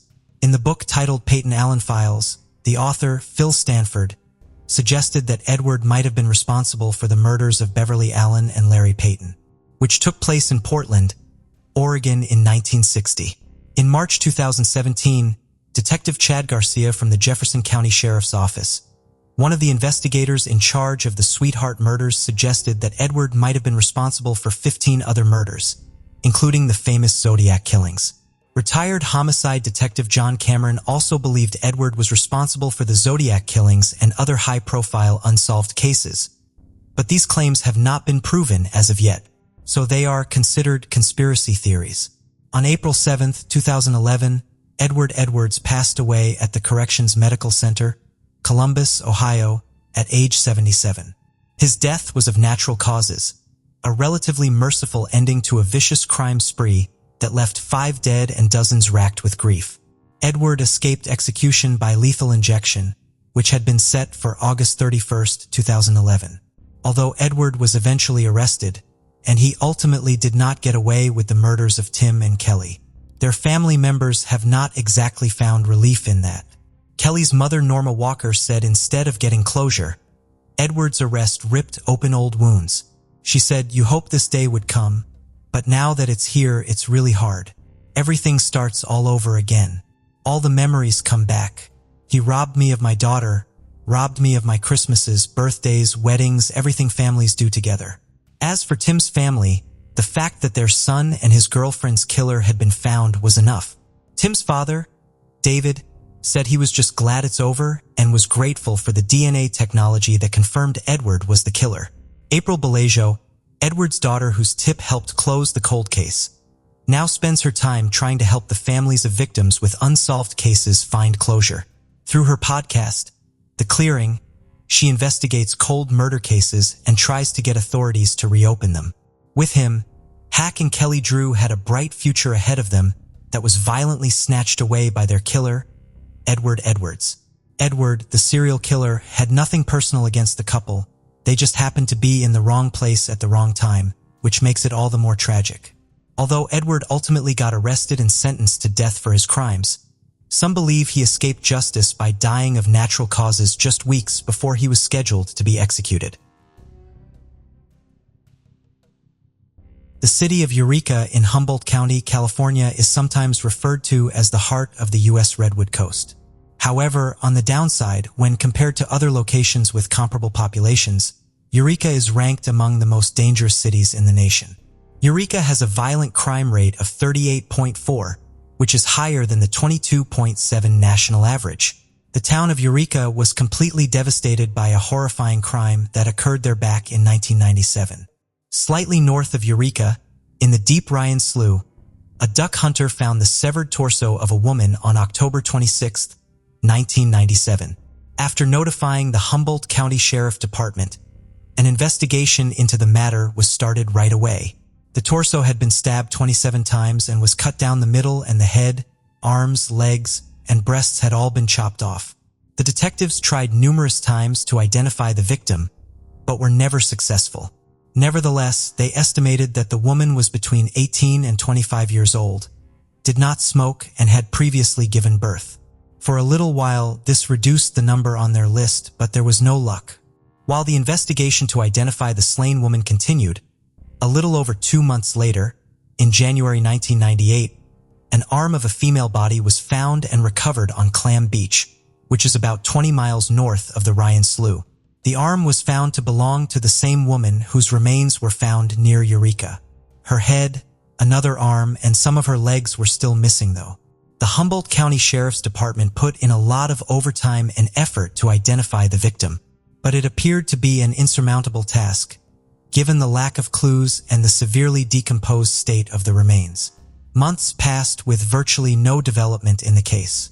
The woman's identity was still unknown. But as 1998 drew to a close, a startling twist in the case caught the investigator off guard and fundamentally changed the direction of the investigation. Wayne Adam Ford, then 36, entered the main Humboldt County Sheriff Department station on Tuesday, November 3, 1998, with the intention of making an odd confession.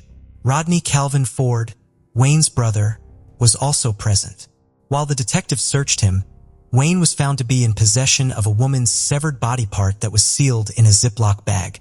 Wayne stopped trying to hide anything, so he willingly cooperated with the officers. Wayne confessed to the detectives that he had committed several crimes and that he had killed 4 women in the North State, including the nameless woman whose body was discovered in the Ryan Slough in October 1997. Rodney informed the detectives that Wayne had called him on November 2, 1998. Stating that he needed assistance with something. Wayne claimed he could no longer keep the secrets and that he wanted to turn himself in. Following Wayne's confession, Rodney persuaded him to come clean and turn himself in to the police, while he attempted to piece together what his brother had done. Wayne told the detectives that he turned himself in because, had he not, he might have killed his ex-wife after admitting to killing 4 women. He refrained from acting solely out of a desire to spare his son from suffering. He expressed regret for the harm he had caused to all those women. and revealed that his evil actions were motivated by resentment toward his ex-wife, who was preventing Wayne from seeing their son. Wayne claimed that this infuriated him and caused him to act in heinous ways.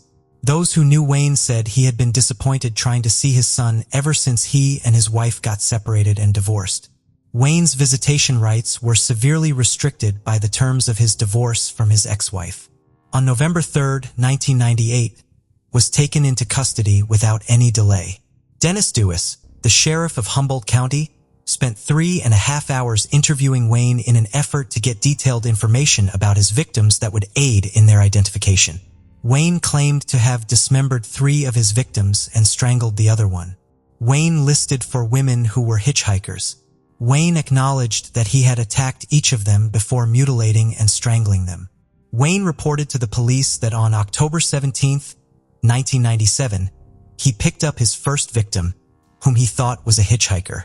He continued to describe the horrific events of that day, including how he had attacked her, strangled her, and then severed her body.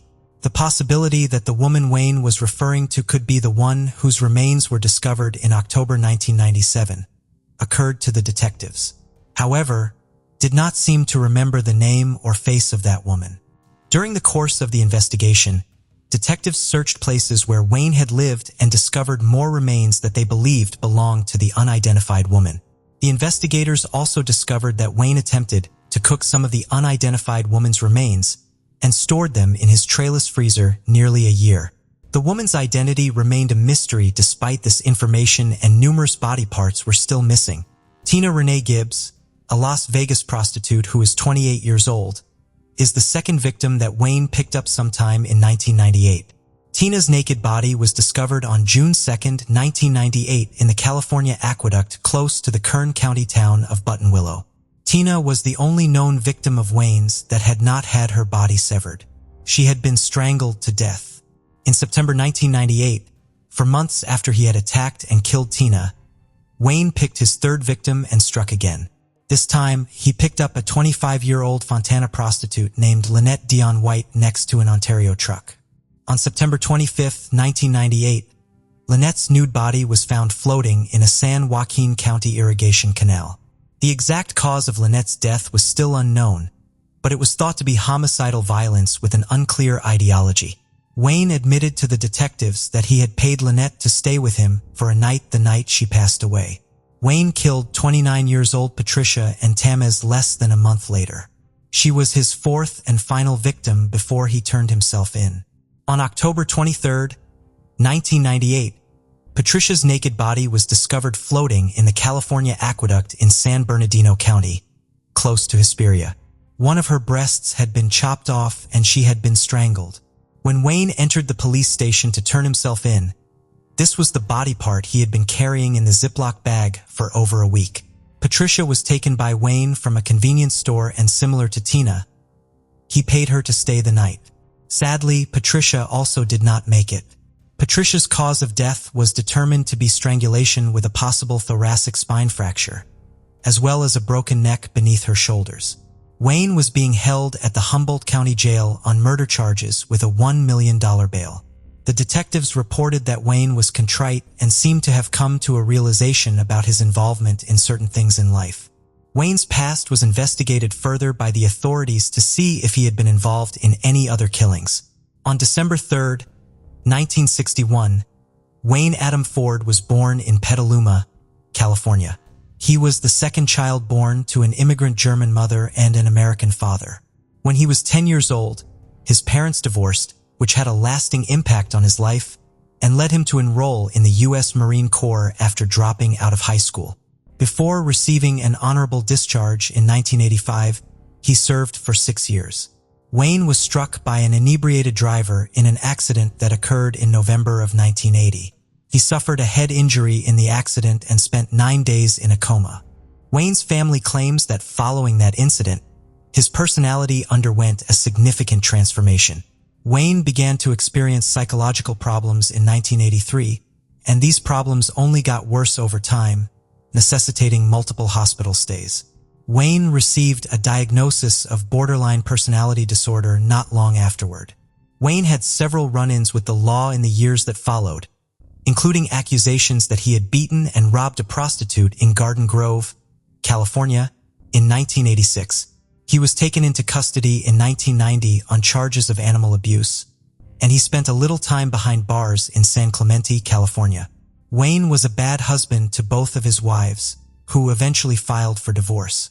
After he had 2 marriages, Wayne worked as a long-haul truck driver and lived in a trailer park in Arcata, California, between 1997 and 1998, the year of the murders.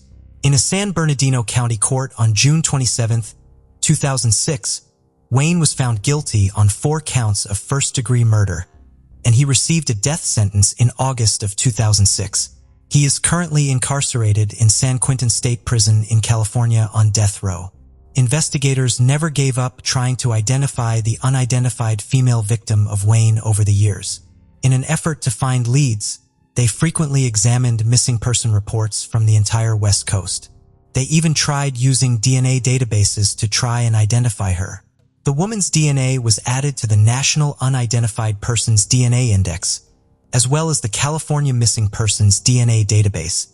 The DNA profile was regularly compared in the combined index system with profiles of other remains and missing persons. Regretfully, there was never a profile match. The woman's identity was still a mystery. William Hansol, the sheriff of Humboldt County, established a cold case unit in 2021 and tasked 2 investigators with the sole responsibility of reviewing and examining their department's unresolved cases in search of fresh leads. In December 2022, the Humboldt County Sheriff Department collaborated with the California Department of Justice and Othram, a forensic genealogy lab, to investigate the possibility of using advanced forensic DNA testing to identify the unidentified woman or a close relative. Courtesy of Detectives Othram received a DNA sample from the woman's preserved remains. Forensic genome sequencing was employed by Othram scientists to create a thorough DNA profile of the woman. By using this profile for forensic genealogy, the investigators were able to find a possible DNA match that took them to Kathy Cummings. Investigators speculated that Kathy may be a close relative of the woman who was never identified. The detectives got in touch with Kathy and inquired about any missing family members. According to her statement, Carrie Ann Cummings, her sister, had vanished from the mid-1990s. The detectives asked Kathy about the last time she had any communication with Carrie. Pushing herself to focus more, Kathy remembered the last time she had seen her sister Carrie, which was in 1997. After obtaining a sample of Kathy's DNA, investigators compared it to the sample found on the deceased woman. At last, there was a match. The remains of Carrie Ann Cummings were formally identified in June 2023. Carrie was, as it turned out, only 25 years old when she was killed. Carrie's identity had been unknown for 25 years, but it was no longer a mystery. To provide Carrie's family some closure, the detectives contacted them and told them of Carrie's tragic case. Carrie's sister Kathy informed the detectives that although she was a lovely, intelligent, and humorous woman, she was suffering from an untreated mental illness.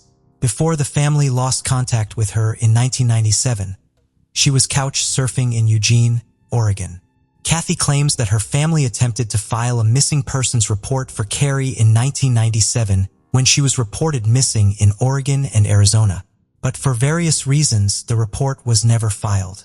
Carrie's family was informed that she was an adult who had made her own lifestyle choices. There was nothing the police could do if she posed no threat to herself or others. Carrie was never added to any national databases or listed as missing as a result of this. The investigators hoped that this identification would help provide some closure and peace of mind, even though they were aware that they could not ease Carrie's family's suffering. In addition to giving them pride, Carrie's case gave them hope that more cases like hers could be resolved with perseverance. The Humboldt County Coroner's Division is currently working to return Carrie's remains to her family so that a fitting funeral and burial can take place. Wayne Adam Ford is still incarcerated at San Quentin State Prison on death row. While the detectives continue to be committed to reviewing cold cases in collaboration with Othram and the California Department of Justice.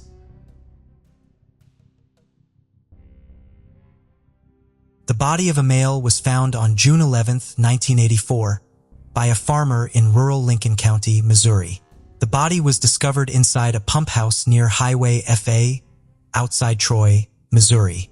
The man was wearing an expensive Bill Blass-gray suit with red pinstripes, a winter tie, and a cashmere pea coat. An autopsy determined that the man lost his life months before being found. He suffered a fatal gunshot wound to the back of the head. Analysis performed at the time of discovery suggested that these were the remains of an adult male of European ancestry, and he was between 40 and 80 years old. He likely stood between 6 feet to 6'2" inches tall. Unfortunately, investigators were not able to name the victim, let alone the perpetrator, so the case went cold. Then on March 29, 2023, the Lincoln County Sheriff's Office announced in a press conference that the John Doe had been identified through a DNA match as Jack Langeneckert, a 50-year-old real estate agent who had been living with his wife and son in Florissant, Missouri, when he went missing in 1982. The breakthrough is thanks to forensic genetic genealogy, the increasingly common practice of identifying DNA through comparisons to genetic profiles in genealogy databases. Now that detectives have a name, Captain David Hill said they are working to solve who took Jack's life and how his body ended up on a Lincoln County farm. One of the interesting things about cold cases that are this old is you have to rebuild, Hill said. Who did they hang out with? Who are their friends? Where did they work? What did they do? Authorities believe Jack Langenecker lost his life not long after he went missing in 1982. His car was found a week after his disappearance at the Lambert Airport. Hill said it was too early in the investigation to elaborate more on the details of Jack's disappearance, including why someone may have wanted to hurt him. According to Hill, Jack's family said they filed a missing person report when he went missing, but sheriff's investigators are still trying to find investigative files from the 1982 case. Jack's remains were first tested for DNA in 2015, but lab researchers were not able to find a match in the DNA database, which contains DNA profiles obtained by law enforcement. The sheriff's office reopened the case after a Southeast Missouri State University anthropology professor, Dr. Jennifer Bengtson, offered in 2021 to help the cold case unit identify human remains. The professor and her advanced students identify which parts of the skeletal remains are best for testing and pay through grants and donations for DNA labs and to do genetic analysis. Othram, a private DNA lab specializing in cold cases, performed the analysis in Jack Langeneckert case. Dr. Jennifer Bengtson said, "The number of human remains still left unidentified is a tragedy of the scale that most people do not realize. Even though my lab is small, I'm really proud of my students for helping bring answers to these families." Around 2:30 a.m. on June 18, 2014, Robin Rutherford called 911 operators in Hamilton, Ohio to report the most bizarre thing. Her husband, 55-year-old Alfred Rutherford, had shot their daughter 29-year-old Lacey Rutherford and her boyfriend, 41-year-old Steve Watkins, over a drug-related argument. When police arrived at the house at 2710 Hilda Avenue, they were shocked to discover that Alfred had shot his daughter right in front of his grandson, 6-year-old Brian, and some other kids at the house for a sleepover. When police eventually caught Alfred, all he had to say was, "They ought to pin a medal on me for this." Why did Alfred Rutherford kill his daughter and her boyfriend over a simple argument? Before disaster struck, the Rutherford family lived in Hamilton, Ohio in Butler County, Ohio. The large city of Hamilton has a population of about 63,000 people and is famous for its vibrant art scene. Known as the City of Sculpture, you can find over 40 sculptures while exploring Hamilton, and you might enjoy a tour of the renowned Pyramid Hill Sculpture Park and Museum. Hamilton has a violent crime rate of 26.5%, higher than the national average of 22.7%. But for the Rutherfords, Hamilton was home despite its flaws. Lacey Rutherford was a 29-year-old mother of one, and she had a drug addiction. She and her parents, Robin Rutherford and Alfred Rutherford, often got into fairly serious arguments over her drug use, particularly her heroin addiction. Lacey grew up to become a troubled young woman who frequently had issues with the police, sometimes drug-related. By June 2014, Lacey had accumulated 5 cases at the Hamilton Municipal Court dating back to 2012. Some of her charges included theft, driving under suspension, drug abuse, and possession of drug abuse instruments. She had also fallen on some hard times because she couldn't keep a job for long and she spent all her money on recreational drugs. So she had to move in with her parents. On June 17, 2014, Lacey appeared in municipal court on drug-related charges. At the time in June 2014, 29-year-old Lacey and her 6-year-old son Brian lived with Lacey's parents in Hamilton. Around 2:30 a.m. on June 18, 2014, 911 operators received a call from Robin Rutherford at 2710 Hilda Avenue. She claimed that her husband, Alfred Rutherford, had just shot their daughter, Lacey, and the daughter's boyfriend, Steve. According to Robin, Alfred had immediately fled the scene in his red Escort after committing the murders. In the background, the 911 operator heard the sound of someone crying. When they asked Robin who it was, she said it was Lacey's son, 6-year-old Brian. Robin told the operator that she saw Alfred fleeing the scene in his red Escort, but she could not see the license number. First responders to the scene found Lacey lying in a pool of blood in the hallway. She had been shot multiple times, including a shot to the throat with a shotgun. As they swept the house to find out if there were other active shooters in the house, police found Steve in the bathroom. He had been shot once in the head with a shotgun. Brian, Lacey's son, and one of his friends had been in the house that night for a sleepover. While the kids were sleeping, Lacey and her father got into an argument over a gun that Alfred believed was missing. Alfred asked Lacey if she knew where the gun was because he suspected she had sold the gun to buy drugs. But the gun was not the only bone of contention. Lacey was going through a rough patch and she had to move back in with her parents to save on rent cost. However, according to Alfred, Lacey allowed her friends to enter the house and steal things. In fact, he believed the missing gun was with Steve. As the argument got heated, Robin, Alfred's wife, got involved and started questioning her daughter about the gun's whereabouts and her drug addiction. Soon, boiling over in a rage, Alfred brought out his 12-gauge shotgun. When Lacey saw that her father had brought out the gun, she felt panicked, but in her anger dared him to shoot her. She said he couldn't, that he didn't have the stomach for it. It would be the last thing she ever said. Alfred raised his shotgun and fired several shots at Lacey, one of them hitting her in the throat. Lacey's 6-year-old son Brian, who had been observing the fight, stood unmoving as he watched his grandfather shoot his mother to death. After murdering Lacey, Alfred went in search of her boyfriend Steve and found him in the bathroom. He raised his shotgun and fired once into his head, killing him instantly. Hamilton Police Chief Scott Scromitzi later described the scene as very tragic. He said, "Unfortunately, there was a house full of people. Terrible situation because a number of them were children. The victim's son was present. It's a horrible situation. Just a horrible situation." Alfred Rutherford, affectionately known as Ike to his friends, was a troublesome and troubled man. Growing up, Alfred had several run-ins with the police for petty crimes, like stealing and loitering. By 2014, he had built himself a long and colorful rap sheet. In Hamilton Municipal Court, Alfred had 17 cases, dating back to 1989. Some of the charges included operating a vehicle impaired, robbery, drug abuse, and obstructing official business. But despite his legal troubles, Alfred was known as a nice guy to people around him, and his friends loved him. After searching for him for about 9 hours, police eventually located Alfred at Joyce Park off River Road, Hamilton, around 11 a.m. on June 18, 2014. He had ditched the red Escort and was now walking along Joe Knox Hall Boulevard, unarmed. Once police found him and arrested him, he was indicted by a Butler County grand jury for capital murder. Alfred was charged with 1 count of aggravated murder with a death specification for allegedly shooting Steve Watkins and 1 count of first-degree murder for shooting his daughter, Lacey. He was also charged with 1 count of having weapons on her disability and 1 count of being a repeat violent offender. His bond was set at $2 million.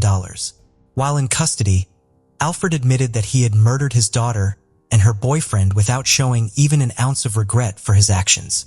Police officers reported that during a phone call, he was overheard bragging about his crimes, saying, "They ought to pin a medal on me for this one." Still, prosecutors offered him a plea deal, plead guilty, and avoid the death sentence. Prosecutors believed the case was simple. There were multiple witnesses ready to testify that Alfred was the killer, and all the evidence pointed at him added to the fact that he had already confessed to the murders. A trial would only put unnecessary strain on the poor boy who had watched his mother die, and Robin who had to call it in. But this was not enough to convince Alfred to take the plea deal. Meanwhile, Alfred's lawyers, Greg Howard and David Washington, were working round the clock to convince Alfred to take the plea deal before the prosecutor's office withdrew it. According to Howard, the lawyers just wanted to make sure he was able to make his decision knowingly and intelligently and voluntarily. We had shown him all the evidence in this case months ago, and once again wanted to reiterate to him that this is what the jury is going to see and the prosecutor is going to get up and call you a monster. It took showing Alfred the grotesque photos from the crime scene for prosecutors to convince him to accept the plea deal. He later told Judge Keith Spath, "I seen them pathetic pictures this morning and it broke my heart." Finally, a moment of contrition. Alfred was no longer looking to be pinned with a medal for murdering his own family. In January 2015, Alfred Rutherford was sentenced to life without parole for the murder of his daughter Lacey and her boyfriend Steve. Alfred was already suffering from a liver disease called cirrhosis before the trial. At the time of the trial, doctors had given him 16 months to live. He would pass away 2 years later in 2017, alone and terminally ill. Dying 2 years after he began serving his sentence may be viewed by some as him escaping justice, especially after robbing his grandson Brian of a life with his mother. Alfred murdered his daughter and her boyfriend in cold blood in front of his grandson. Although he pleaded guilty, he never gave a reason for doing what he did, if there was a reason. Do you believe justice was served in this case, or should he not have been offered a plea deal and given the death penalty instead? On May 10, 1990, Jan Cornell received the devastating news she had feared the most. Rushing up the stairs of her Cape Coral home in Florida, her heart sank as she discovered her 11-year-old daughter, Robin Cornell, lifeless on the floor. Tragically, her friend and roommate, Lisa Story, who had been babysitting Robin that night, was also found dead in the house. Jan Cornell clung to hope, desperately wishing for a miracle that would bring her daughter back to life. However, as the harsh reality set in, she spent the next 26 years praying for justice, longing for the arrest of the person responsible for taking the lives of her daughter and best friend. The gruesome details that emerged from the investigation shocked everyone involved. The question lingered: who could have committed such a twisted act against this young girl and her mother's friend? Would the perpetrator ever be apprehended and held accountable for their actions? Cape Coral, a vibrant city in Lee County, Florida, was the backdrop for this tragedy. Established as a planned community in 1957, just 33 years prior to the incident, Cape Coral was a bustling city with a population of approximately 223,000 people. The Cape Coral Courtyard condominiums, where Jan Cornell resided, consisted of 1- and 2-story wood-paneled townhouses. In the 1990s, crime data for Cape Coral was scarce, but in the 2000s, the crime rate stood at 271 incidents per 100,000 residents. The waterfront community was known for its diversity, housing individuals from various backgrounds, social classes, and races. Robin Marie Cornell, born on November 30th, 1978, was the beloved daughter of Jan Cornell, a single mother who worked at Cape Coral Hospital. At the time of the tragedy, Robin was an 11-year-old student at Tropic Isles Elementary School in Cape Coral. She was a spirited tomboy who excelled in sports and games, often outperforming the boys. Despite any challenges she faced, Robin remained a happy and resilient 5th grader who thrived academically. Robin had an older sister, who had left home following an argument with their mother. Jan Cornell and Lisa Story shared a close friendship and both worked at Cape Coral Medical Center. Lisa's older sister, Susan Gibson, portrayed her as an individual who had a fondness for motorcycles and a deep passion for photography, among other interests. Unfortunately, both of their lives were tragically cut short by an elusive killer. On May 9th, 1990, Jan Cornell, Lisa's friend and co-worker at Cape Coral Hospital, welcomed her as a roommate in her condo. This was just a day before the horrifying murder took place. With Lisa at home, Chan had the opportunity to spend time with her boyfriend, Donnie Batista, and watch a basketball game. Initially, Chan hesitated to leave as it was late, but Lisa encouraged her to have fun and assured her that she would babysit Robin. Jan vividly remembered the last words she said to her daughter before leaving. "I'm going to Donnie's. I love you." When Jan returned home in the early hours of May 10, 1990, she was confronted with a distressing scene that would haunt her for years to come. Despite instructing her roommate not to use the deadbolt on the doors, Jan found her front door bolted. She heard footsteps initially, believing someone was approaching. But after waiting without seeing anyone, she discovered the back door open. Upon entering the house, she was met with a chaotic and disheveled environment. Cabinets were open, clothes were scattered on the floor, and it appeared as though the apartment had been ransacked. What sent shivers down Jan's spine was the sight of picture frames of her daughter Robin and Lisa's elder sister placed side by side on the ironing board. Overwhelmed with fear, she rushed up the stairs, desperately calling out for her child. Upon reaching the room, she discovered her daughter lying face down on the bedroom floor, a pillow supporting her torso, her nitrous pushed up to her neck, and her body cold and covered in blood. Despite the obvious signs of rigor mortis, Jan, consumed by the hope of a miracle, attempted to revive her daughter. "I knew she was dead," Jan recalled with a heavy heart. As an individual who had experience in the medical field, she observed that rigor mortis had already set in. Jern's neighbor, Madeline Munch, vividly recalled being awakened on that fateful day by loud screams coming from the adjacent house. These screams were followed by anguished cries of, "Baby, my baby." Lisa was also discovered deceased in another room, having suffered the same fate as Robin. As later revealed by the investigators, the Corpus Christi Police Department's first course of action was to send the bodies for autopsies, which unveiled even more gruesome details surrounding the circumstances of their deaths. Not only had the killer suffocated his victims, but he also subjected their bodies to further indignity after death. The murderer had assaulted the bodies of his victims. Although the identity of the killer remained unknown, he left behind evidence at the crime scene. His bodily fluid was found on Robin's bedsheets and inside her body. Additionally, a set of Toyota keys with an Etienne logo on the keychain was left behind. Detectives determined that these keys could have belonged to various Toyota models, but none of them were discovered during the search for the killer. As several years passed, leads dwindled, and the prospects of finding the killer grew dimmer by the day. However, the police never gave up their pursuit. Despite years of searching and leads leading to dead ends, the Cape Coral Police Department persisted in their investigation. They thoroughly examined individuals close to Robin and 32-year-old Lisa, as well as focusing on the community. As a result, 19 neighbors were identified as potential suspects. According to his ex-girlfriend, one of the initial 19 suspects exhibited suspicious behavior and fled the town shortly after the investigation commenced. His hair reportedly matched the hair found on the victims' bodies. Surprisingly, he was not arrested. Cornell initially had the intention to cremate her daughter after her passing. However, she was advised to preserve the body for potential forensic investigation. In 2010, officials eventually released her daughter's body, stating that it could no longer be used for investigative purposes.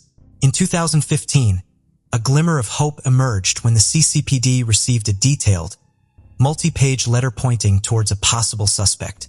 The writer provided thorough explanations for naming the suspect, prompting the detectives to pursue the lead and investigate the individual. Ellis expressed her excitement, stating, "It was probably the most excited that I've gotten on any tips or calls that have come in." Jan, who had family members in law enforcement, received advice not to get too hopeful during the process. Over the years, as various leads surfaced and different detectives worked on the case, Jen learned to maintain an open mind to avoid feeling overwhelmed by disappointment when those leads turned out to be dead ends. Nevertheless, she admitted that she couldn't help but hold her breath every time she received a call from the police department. With all the evidence gathered, The only remaining task was to match the suspect's DNA to the one found at the crime scene. A significant breakthrough seemed imminent. Unfortunately, this hope was quickly shattered as the testing revealed that the DNA did not match the named suspect. Ellis stated, "It was not our guy." On the 2016 anniversary of Lisa and Robin's death, the CCPD disclosed that Detective Christy Jo Ellis had been diligently working on the cold case for several years. "We firmly believe that this is solvable," Ellis affirmed. "It's just going to take the right information." Every year, the CCPD strives to raise public awareness of the case, hoping to trigger someone's memory and solve the murder. In 2016, a digital billboard on College Parkway and Fort Myers displayed information about the double homicide. Jan, too, refused to give up on finding the killer of her daughter and friend. Detective Ellis commended Jan for her unwavering determination, emphasizing that she was consistently accessible and had the ability to recall individuals from that period, aiding in the contextualization of crucial evidence. The tragic deaths of Lisa and Robin deeply shook the tranquil and tightly knit condominium community. Jan herself developed a sense of distrust towards her neighbors when no one came forward with information regarding her daughter's untimely demise. During an interview with the Cape Coral Police Department in 2013, Jan expressed a firm belief that someone within the community possessed knowledge about the case but chose to withhold it. It would take several decades before the perpetrator of this heinous crime was apprehended. 26 years after the perplexing murder, a 54-year-old man named Joseph Sealer was arrested by the police for shooting his stepson with a pellet gun on August 27, 2016. He was charged with assault and subsequently received a 5-year prison sentence at Lee County Jail. During his time in custody, his DNA was collected and entered into the national database, providing the CCPD with an opportunity to link him to the unsolved murder case. Following routine checks on the database, a match was finally found. The CCPD wasted no time and immediately began questioning Zealot the day after the discovery. He evaded their inquiries, claiming to have lost most of his memories prior to 1998, due to a motorcycle accident. However, there was no evidence to support his memory loss, and with the DNA evidence pointing towards him, he was charged with the double murders and brought to trial. When Jan was informed that the killer's DNA had been matched through the database, she could hardly believe her ears. For 45 minutes, she repeatedly exclaimed, "Oh my God!" She stated, "I always knew that justice would prevail. I have prayed for this every day for 26 years and could never let go of the pain he inflicted on my child and my friend." Cornell relayed this sentiment to the reporters. During the opening statements, prosecutors revealed that the bodily fluid found on the bedsheet where Robin was sleeping matched Sealer's DNA with an incredibly rare frequency of 1/700 billion. Even before the trial began, Zella had sent threatening letters to Cornell warning her that he would make her life unbearable by subjecting her to the entire American court system if she didn't halt the murder investigation. Additionally, he faced charges of witness tampering related to these letters. Throughout the homicide trial, which commenced on May 8, 2023, Zella consistently displayed an aggressive demeanor. Not only was he violent towards his own attorney, but he also exhibited rudeness and a complete disregard for the court and the jury, who held his fate in their hands. His unsettling and disruptive behavior seemed calculated to create an atmosphere of fear in the courtroom and make trial attendees uncomfortable. At the start of his trial at the Lee County Courthouse, Joseph Sealer sent a chilling message to viewers by etching the word killer onto ill-fitting veneers. He then proceeded to flash his teeth while locking eyes with the cameras. In another court appearance, the 61-year-old even raised his middle finger at the entire court. Defense attorney Lee Hollander informed reporters that Zeller's conduct on the witness stand did not aid his case.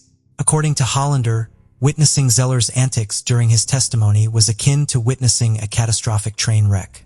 During his defense, Zealer made the shocking claim that his DNA was present at the crime scene due to his previous intimate relations with Jan Cornell several months prior to the double homicide. Prosecutors swiftly refuted this claim, asserting that it was impossible for his bodily fluid to remain detectable long after the alleged encounter. Zealer then proceeded to insult the victim's mother, referring to her as a pig who never washed her sheets. Jan expressed her strong disapproval of the outrageous allegations, firmly stating that she had never encountered her daughter's killer before his arrest. She also observed how Zieler carried himself with a heartless arrogance throughout the trial. The murderer would frequently lock eyes with her from the defense table and even wow on the witness stand, using it as a tactic to intimidate her. During a sentencing in June 2023, Zieler unexpectedly displayed an act of aggression towards his own attorney, Kevin Shirley. Initially, Zieler gestured as if to whisper something to Shirley, but then suddenly elbowed the lawyer in the face without any apparent reason.